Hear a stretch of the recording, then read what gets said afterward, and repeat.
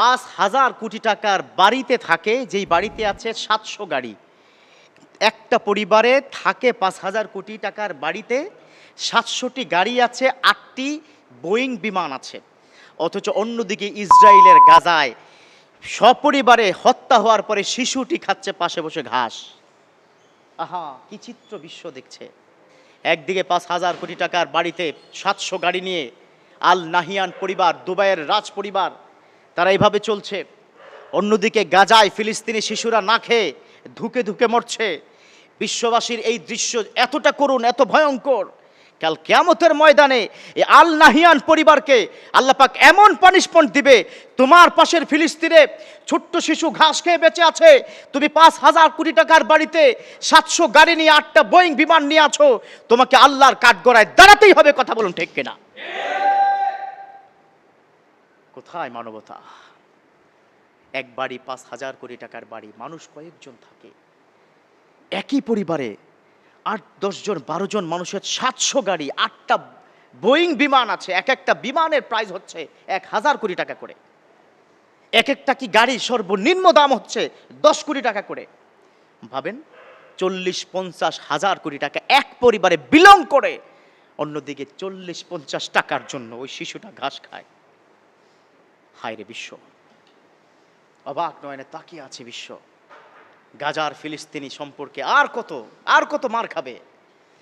এই ফিলিস্তিনি মানুষ সম্পর্কে বিশ্বনবী তিনি বলে দিয়েছেন, জাআল হাক্কু ওয়া যাহাকাল বাতিল ইন্নাল বাতিলা কানা যাহুকা। আমার উম্মতের মধ্যে এমন একটা জাতি আসবে যারা বাতিলের কাছে মাথা অবনত করবে না, তারা সব সময় হকের উপর অটল অবিচল থাকবে, সত্য কথা বলবে, কাউকে ছাড় দিবে না।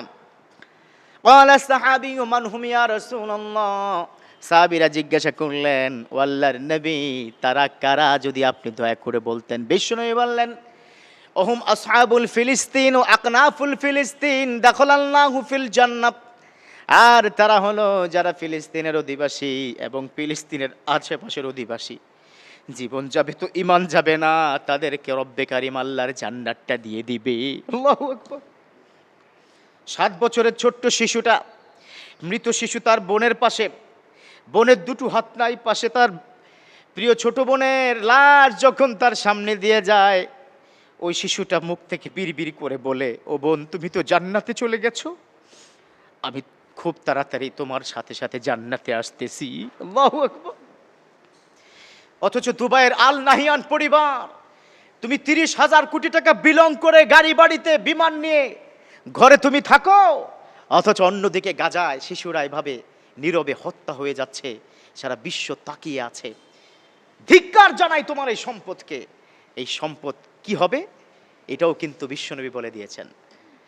ইদা মাতাল ইনসান, যখন মানুষটা মারা যাবে, যখন সে দাখালাহু ফিল কুবুর, যখন সে কবরের মধ্যে প্রবেশ করবে, ওই মানুষটা কবরে যখন যাবে, তখন টোটাল সম্পত্তিটা সাপের মতো পুরো বডিটাকে পেঁচিয়ে বলবে, আমি আনা কানজুকা ওয়া আনা মালুকা।